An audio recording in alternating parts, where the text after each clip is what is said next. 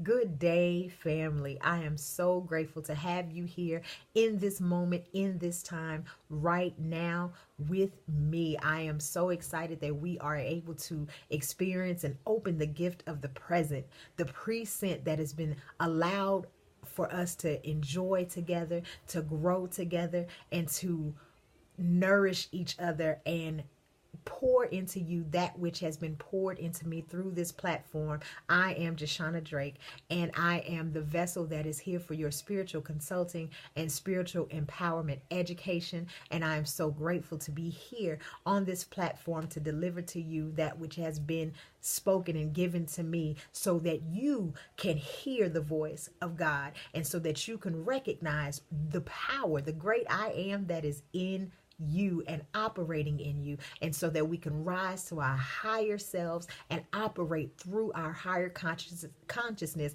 and higher awareness. This journey is not that of something that is only in myths and stories and religious texts. This is a personal journey. This is for those of us who understand that this is not something that should be gazed at from afar. This is something that we should be making connections in every single thing that we do, from the biggest to the smallest. We realize and we come into contact in knowing that we are connected thoroughly and wholly. We are not divided any longer in anything. We have the knowledge, wisdom, and understanding in those things that will take us to the level that we will experience abundance and joy in every single thing that we do. Y'all, I'm so grateful, and I will first like to give honor to my family and my children and my husband's for being so supportive.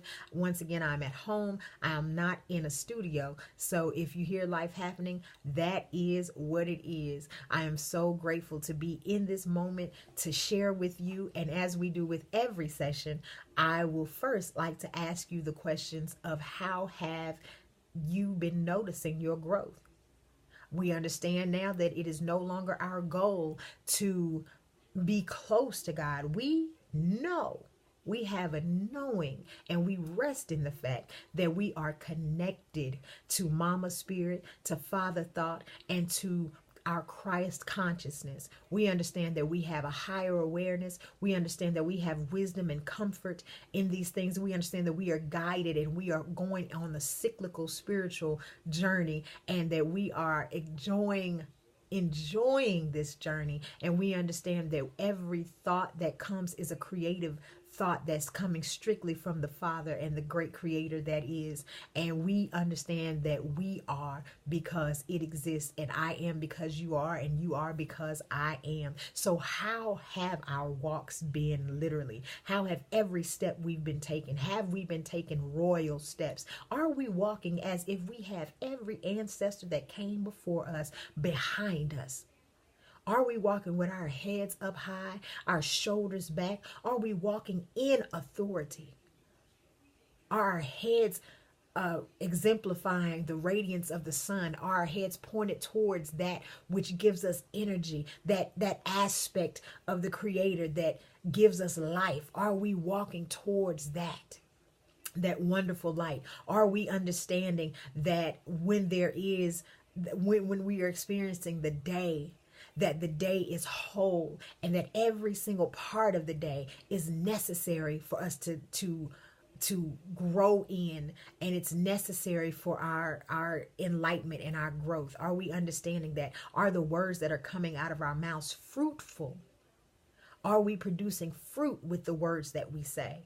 Are our finances being a reflection of abundance that is going on in our lives? Are we looking at our finances and our careers as something that is connecting us? And are we experiencing the passion and the gifts and skills and talents that we have in the areas of our careers and our lives? If we're not, are we moving toward it? And what steps do we need to continue to take to get there? Are we truly making connections in every single thing that we do in our lives right now? Are we doing that? Are we looking purposely to see the aspects of God in everything? Are we wasting time trying to find some horrible things about different things or different people? Or are we taking the time to look into every being and notice that this is an aspect of God? And if it is something that we're not comfortable with, that it is something that we can learn from, and it is something that we can grow from, whether we learn to do it or we learn not to do it, whatever that is, it is still growth. Are we learning some lessons? At the end of this video, I will be giving my royal roll calls. I appreciate everyone for your support and your love. I am so grateful and so thankful to you. But as for right now, we are going to jump right into the session that we have for today. Y'all, I'm so excited about this one. I think I put out a request for those who may have any topics that they may have wanted to talk about or anything. And I can honestly say the feedback is phenomenal, and I'm so grateful to those of you who have lent your ideas and your the topics and things that you would like to hear about. And what I find that most of us are being plagued with, in our adult lives, especially in the people that I have come in contact with, are our relationships, our physical relationships, whether it be marriage or whether it be just committed relationships with our mates. That's something that I'm finding to be so plaguing with us right now.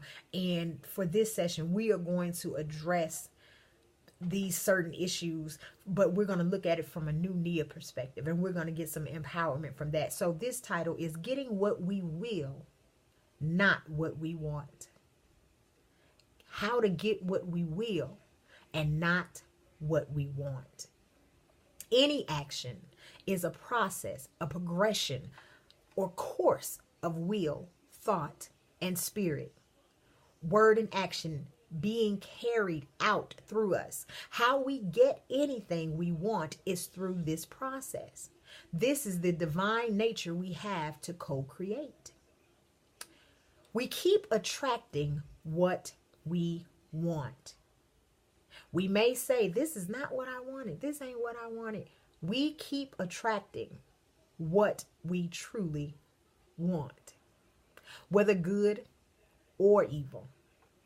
For the good, if you abide in me and my words abide in you, then you shall ask what you will and it shall be given. This is a scripture that we've heard of in the Bible, spoken by Jesus. And now we're going to make a true connection of what this really means. Now that we understand that abiding in higher consciousness, that we understand that Christ represents our higher selves. Christ represents our higher consciousness. Christ represents the example of who and what we are. If that is too much to understand, if it's too hard for you to grasp, you're not quite ready yet, and I totally understand. Allow us who are ready to go ahead and move into that flow.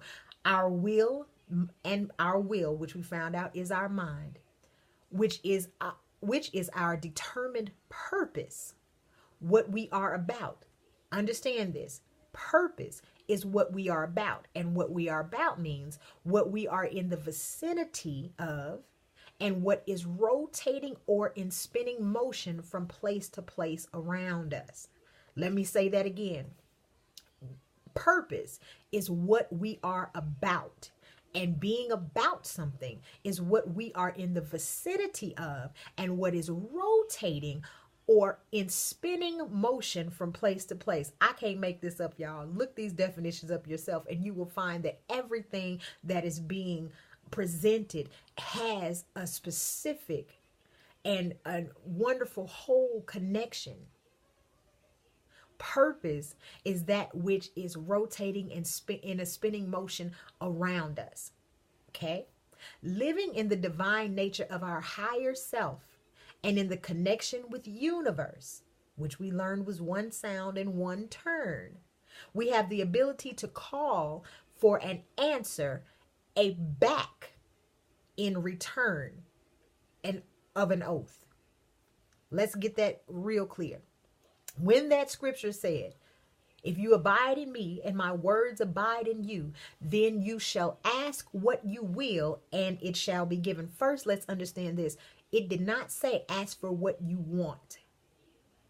That was not, and we gotta understand, we have to make it very clear and have a clear understanding that language and words mean so much. When someone took the time, when these people took the time to translate, transliterate, understand that these words that were chosen were not chosen by mistake. There are a lot of hidden sacred meanings, if you will, and it's for us to rightly divide these things. It's for us to get the whole truth and nothing but the truth from these things. Now, understand, we can get so many aspects from these things because word is forever pregnant. Word is forever lending different interpretations. In this particular platform, I am offering you the ideas that will allow us to make whole connections in our spiritual journey. Okay? So, if you abide in me and my words abide in you, if you abide in higher consciousness, that means your higher self is now in full frontal mode. We are totally there in our higher self. We have let go of the lowered. We have put it on the cross. Remember in the other videos what we spoke of. We understand that we are in higher vibration. We are in higher tune. We are in higher motion. If this happens, then you shall ask what you will. You shall ask what your mind is determined, your determined purpose, what is in the vicinity or the rotating motion. You shall ask what that is, and it shall be given. Asking. Let's understand what asking means. Asking is having the ability to call for an answer. And an answer is a back or a return oath. So that means, this gets real deep, y'all. We knowingly or unknowingly, consciously or unconsciously or subconsciously, make oaths which are agreements. And we make these oaths or agreements in the mind or will of pleasure. Think about this. We agree on some level, mentally, physically, spiritually, that we experience pleasure from the experiences we are attracting. We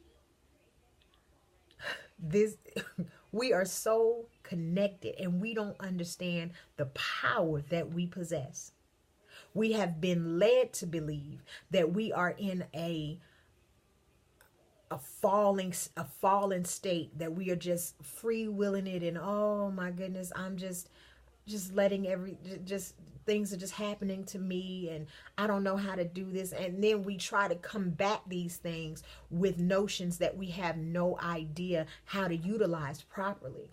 And we find ourselves in positions that we are suffering, and we are no longer going to stay in that state. For those of us who are ready and on that spiritual cyclical journey, and we're ready to ascend to higher heights, we are no longer staying in that place, y'all. Want means lack. Look it up, write it down, look up the etymology, ETYMOLOGY,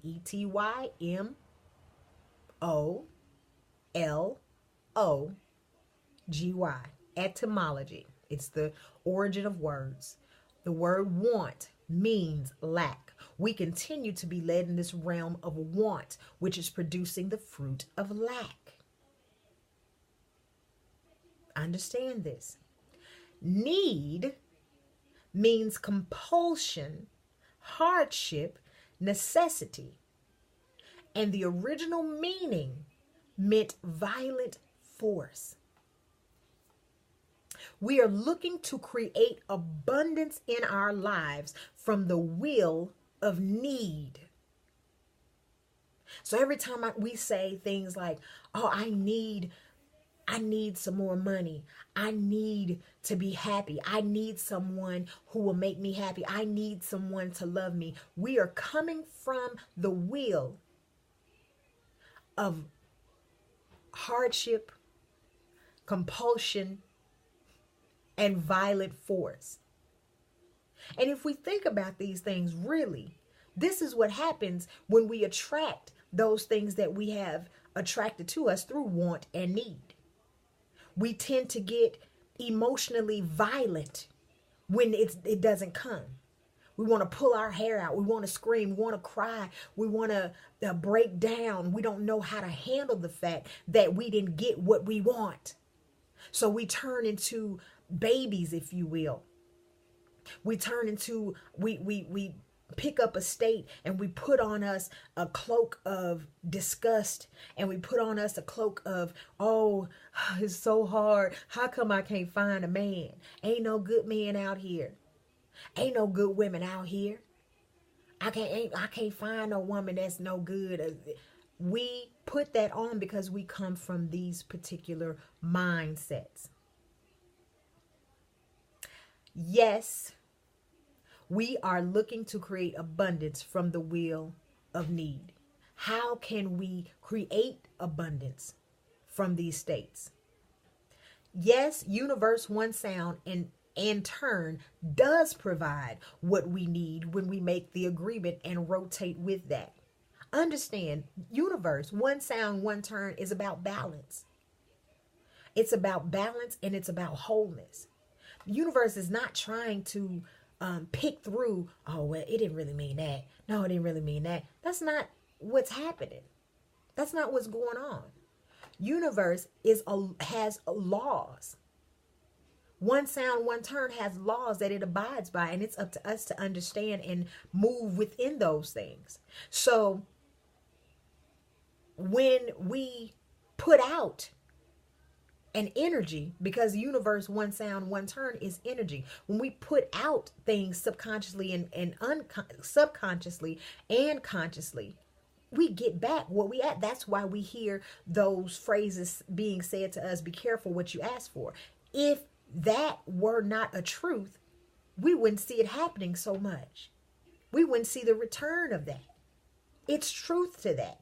If we had no power in what the outcome of our lives are through co-creation with the great One Sound, One Turn, and we understand how to get on the vibration and the frequency, if we didn't possess these powers, those things of be careful what you ask for you just might get it, would not hold truth. And we see it happen all the time. Matthew 13:12 says, for to the one who has, more will be given, and he will have an abundance.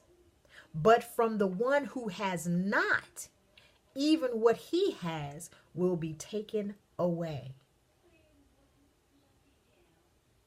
I'm going to read it again. For to the one who has, more will be given, and he will have an abundance. But from the one who has not, what he has will be taken away. Within our higher self, we begin the process of knowing, growing, and healing.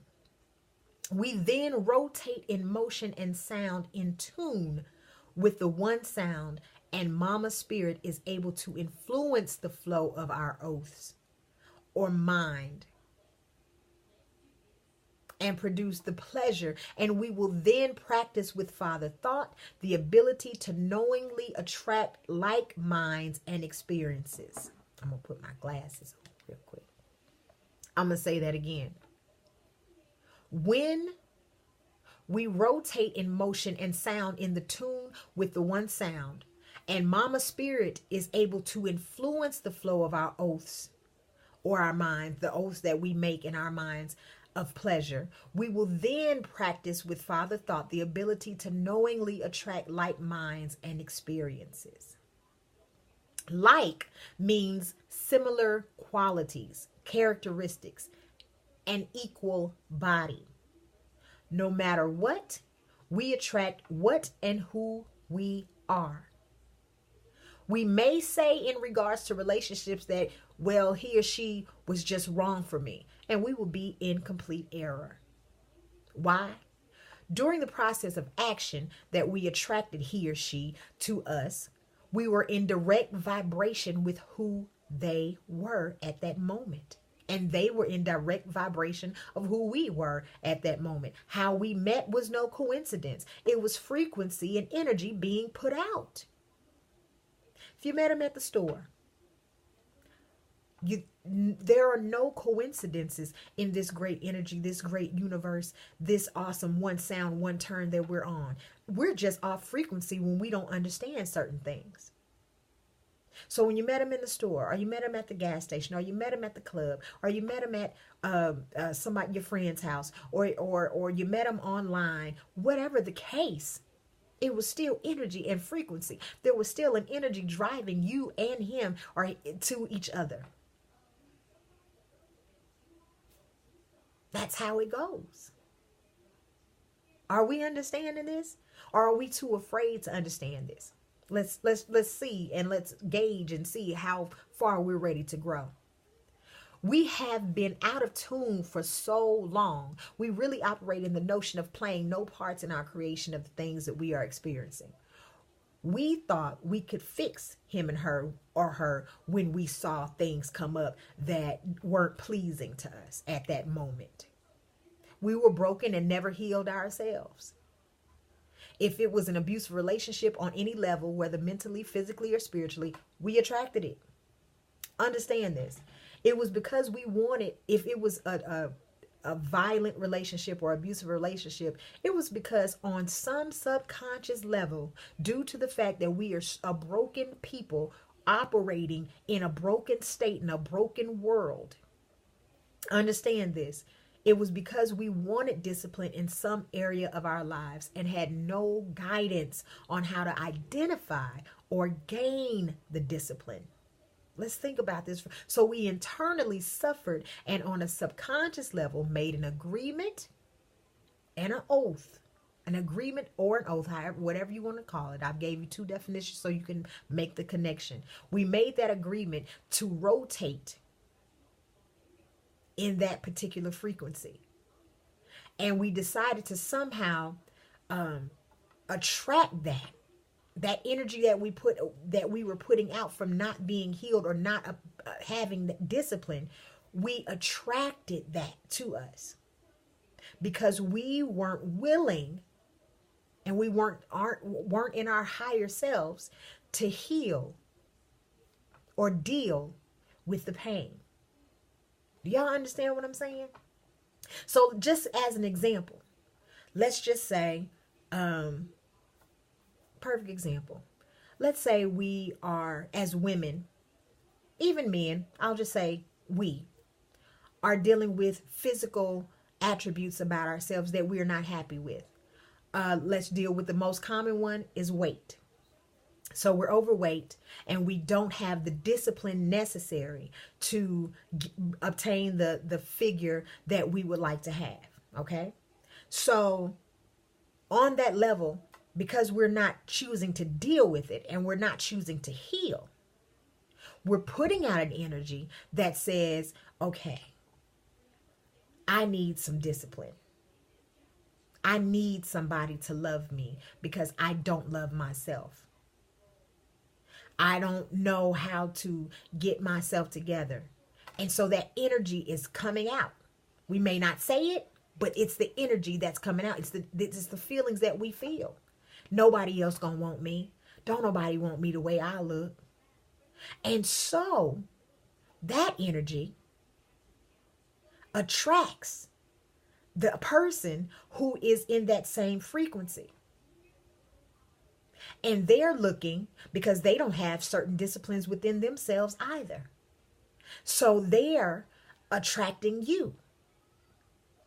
And here it is. This person is now, once you're in the relationship and you're in there, and it starts off wonderfully. He may tell you he don't care about your 10, 20 pounds, 30 pounds, 40 pounds, 50 pounds. He'll tell you that, and he'll show that in certain ways. However, we begin to notice things like, oh, he don't have a job. He live with his mama, so he gonna come stay with me. He has, yeah, he got about 4 other children with 4 other different women. However, he really, really likes me. I don't know why he can't keep a job. He's worked here. I don't know why he can't keep a job. It's the same thing. I don't know why I can't stop eating. I don't know why I can't say, or I won't put the plate down, the spoon down, the fork down. I don't know why I won't think of myself as something greater and possess the power to get up. I don't possess these things. I don't understand these things. So neither does he, or neither does she. In this particular case, we're talking about male and the female being the one saying this. But you all understand exactly what I'm talking about. So we begin to see these things, and then we fall into the mode of caretaker, and then we begin to care for them more than we care for us. So we are filling out resumes for them, or creating resumes for them, filling out applications for them. We are telling them, baby, it's gonna be all right, and we're possessing all the strength and all the power necessary for us to get the discipline for us, and we're projecting it onto them. And because he's not able, because he doesn't understand who he is either, then we're on a downward spiral. Then we're all both operating in our lower state, simply because nobody wants to deal with pain. Nobody wants to deal with what's really going on, what's at the root. And not just because we don't want to deal with it, but because we don't understand. And we keep trying to mask it with things. We keep trying to mask it with ideals and doctrines and things that are not getting us healed. It's only putting band-aids on stuff. So then you find yourself going to your friends and telling them all your business. Telling them, well, I don't, he won't get up and go to work. Or you telling your mom, and your mama hate him now. Now your friends hate him. Now your sisters hate him. Now your brother want to beat him up. Now your cousins want to jump on him because he ain't doing what he's supposed to be doing. Little do we understand, we ain't doing what we supposed to be doing. So then we find ourselves in a state where, okay, we know they all hate him now. And then we want to pull away from our support group, because it's causing friction within our home with our mate. He's upset because he feels betrayed, which I'm sure he's probably been betrayed before in his life. So then he begins to lash out. He begins to tell you, at first when you were fine being 30, 40 pounds, 50 pounds overweight, now he's beginning to call you a fat slob. Now he began to tell you that you lucky I'm with you. Don't nobody want you. The same things you used to tell yourself. Then he begins to stay out late, even though he ain't got no money. He just asked you for $20. And somebody's now, all of a sudden, he got rides to get to places now, even though he don't have a license. But now he can find a ride all of a sudden to go out and kick it. And now you're at home. Oh, and you probably within this period of time have found out that you have another child. So you're the 5th one. And we are in this cycle now, all because we didn't have the tools to heal. We wanted something so badly. We needed something so badly within our own selves first, and we didn't know how to get there. We had no idea. And on the extreme side of things, not only is he emotionally scarring you more, and he's being scarred more because now you got to have somebody else to cry to and talk to. So now your child is being affected. Because when you see that child, you're thinking of him. Or even if that you had children prior to him, they're being affected because they're seeing you go through this.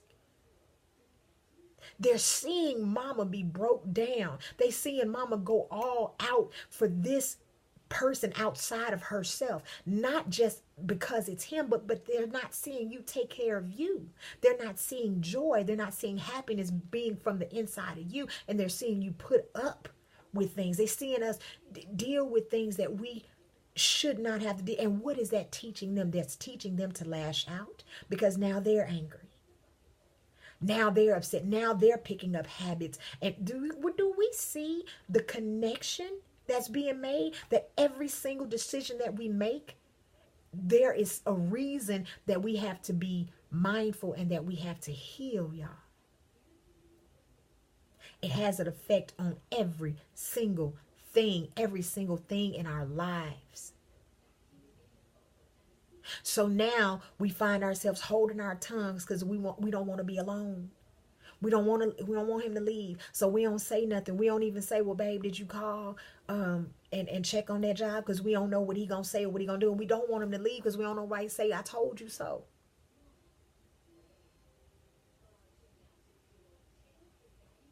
So we become reclusive. And the things that we used to do, even though we didn't like the weight on us, we become, we don't take care of our hair anymore. We don't take care of our face anymore. We don't take care of our anything anymore. And all we do is find ourselves in a position where we're making excuses. Not just for him, because it'll come out as if it's about him. Well, no, he trying. He's really trying. He working on it. Y'all, no, the excuses really are about us.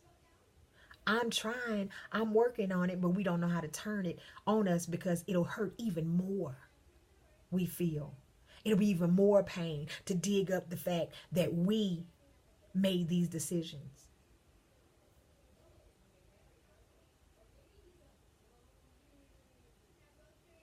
And so then while he's out, my brother's sons, while they're out, then they saying, man, I don't want to be with her no more. Man, forget her. And then they find themselves on the same cycle, finding something else that they need or they want. And they feel that that need is inside another woman's vagina. So they find themselves giving in to something that they think that they want or they need, to more destruction and lack. Because you were just with someone, brother, sons, that you had no idea of how to provide. And because society has beat you down for so long, society has told you that you could not do and you would not do and you will not be. You're stuck in that now. And you feel like a buck on the plantation again, all over again. And so then it becomes glorified because everybody in the club is doing it, and your friends are doing it. The songs that you listen to are doing it, saying go ahead and it ain't nothing wrong with it. It's funny, it's fun, it's games, it's do what you. Why care? It's hurt, it's pain, and it's real. And we're hurting ourselves. When I say ourselves, we're hurting the collective. We're hurting our wholeness. And then we hide behind jokes about it. We hide behind, I don't need no woman. Just like I got one, I'll get another one. Ain't nothing.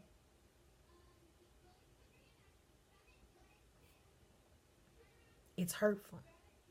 And what do we see?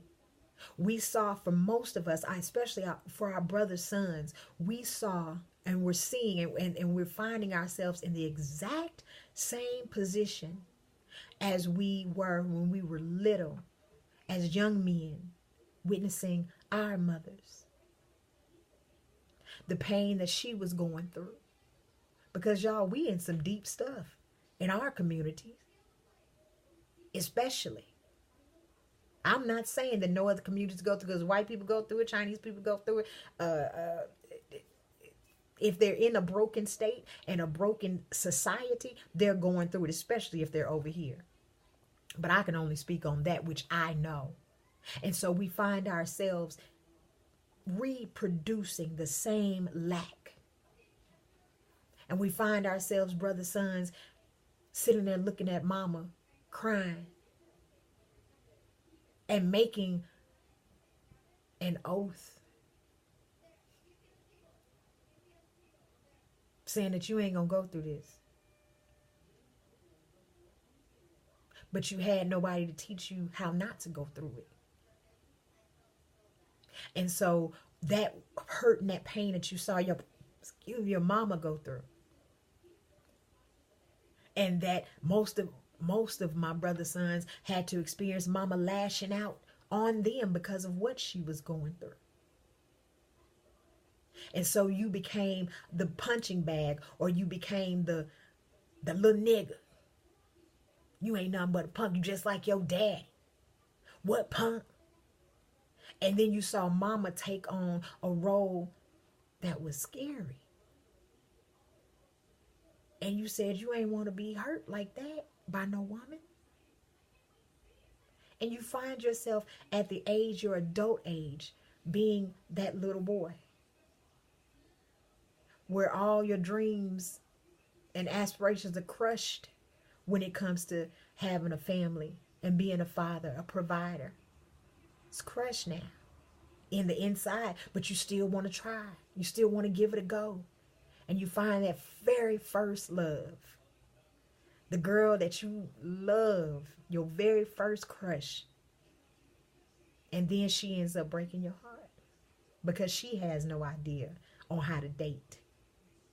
She has no idea on what it means to really be in a relationship because you're both young.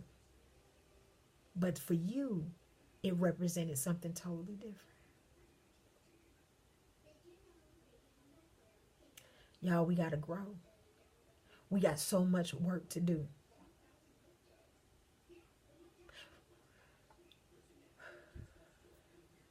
Take a breath with me. We got to grow. This is what we see every day. This is why we're going through the things that we're going through in our community.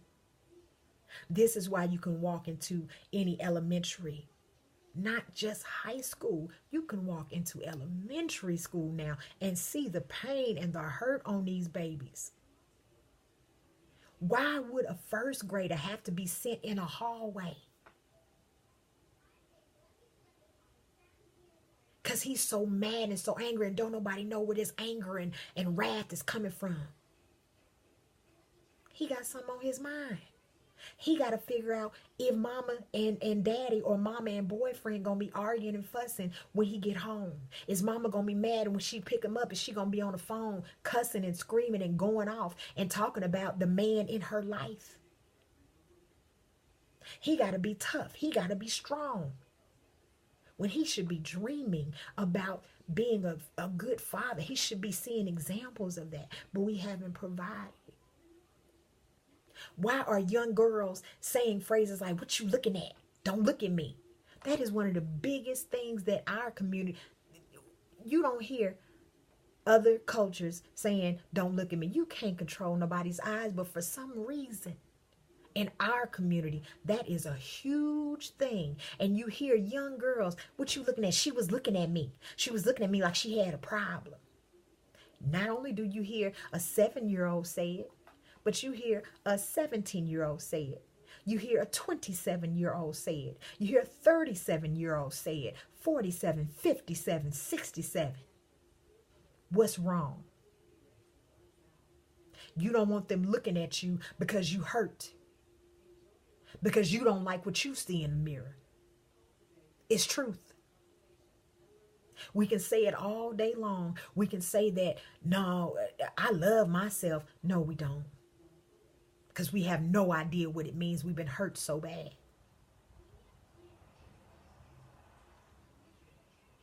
We got to grow. We got to grow. How? We have to denounce the oaths that we made with our lower selves and come to a better arrangement and mind. The arrangement means a mind without chaos. That's what arrangement means. Mint. Anytime you hear a word with the ending of mint, M-E-N-T, it means mind. Okay? So arrange means to get things that were chaotic in line. We have to denounce those oaths that were made. and come with a better arrangement, a better mind without chaos. When we learn how to master this, we will attract abundance. How? How do we do this? Examine every area of our lives. Ask questions to yourselves. Ask, are we happy? Or are we looking for happiness from outside entities? No matter what it is. Are we experiencing abundance and joy in every aspect of our lives? I don't care what it is. What feelings come up when certain things or people come to mind? Be honest. Am I hurt when I see this person? When I think about this person, do I get pissed? Do I get angry? Do I want to fight them? When I think about certain situations and certain things, what does it bring up? Do I want to go crawl under a rock? Do I not want to face this person or this thing when I think about it or when I see them? Are we confused, doubtful, afraid, angry, or hurt about certain things or certain people? There should be no confusion when it comes to love. We shouldn't have to wonder if he or she loves us, because we should know that we love ourselves enough to figure it out. Are we able to be honest about our feelings, or do we to suppress them for fear of losing them or the relationship with them or it? Are we in I am when we are in the presence of them, or do we shut down? Are we in I am? In other words, do we operate in godliness, Christ-likeness? Or do we say, well, I don't need to be all, I don't need to be on that level right now. I'm going to come down and then I'm going to go ahead and do what he like to do. He don't know. He don't know yet. Well, you got to do certain things. Keep your man, honey. We listen to that and we hear that. You better do something to keep your man. That's not how it goes.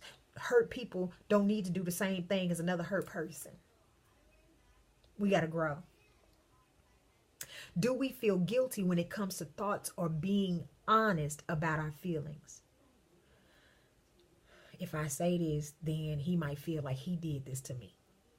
If I say something, then, he told me already how it makes him feel when he thinks about certain situation. He told me that I remind him of his mama. He told me I reminded him of the time when the girl his first baby mama had said, so I'm not going to do that no more. So I'm not going to say that it offends me or it hurts me or how it makes me feel when he says or does certain things that makes me uncomfortable. I'm not going to speak on it because I know how hurtful it'll be to him. And it makes him feel like he's not worthy. It makes him feel like less of a man if I bring up the fact that he ain't working. So I'm just not going to say nothing. Do we behave another way around close friends and families than we do when we're with this particular being? Men, both, I'm talking to my brothers, sons, and my sisters. Men, do you find yourselves completely not being who you are? Not for the good. But you are totally not who you are. Not, once again, not for the good. If you have someone, a woman who has allowed a growth and a transformation in you that is causing abundance and joy in your life, I am talking about high five through this screen. Straight up. Because you got somebody. You got something. But I'm saying, are you with someone who you have to literally hide who you are? You make jokes at work and you make jokes with your friends, but then when it comes to when you're with that particular person that you're with, your mate, your woman, you can't joke like that. I'm not talking about man talk. I'm talking about don't say that. That's stupid. And you just don't be who you are. You're totally secluded from your family and your friends. When you're somewhere with her, you don't speak to these particular people because you don't know what she's going to say. Women, do you find the only time you have a good belly laugh is when you are with your friends, your girls? You should be able to get that good belly laugh with your man. That's supposed to be your best friend. But you can't do it because it's not really funny. It's things that I've said, you laugh out of joke, like, oh. When he embarrasses you or does something embarrassing and you would like to say something, but you hold it in. And then you take on bitterness and you begin to hate inwardly. We should be able to identify these things, y'all. We should be able to identify what state we in. Are we in our lower selves? Or are we in higher consciousness? We can say it. We can post it. We can put the bumper sticker and the t-shirt on and wear the bag. But if we can't answer these questions honestly, seek assistance.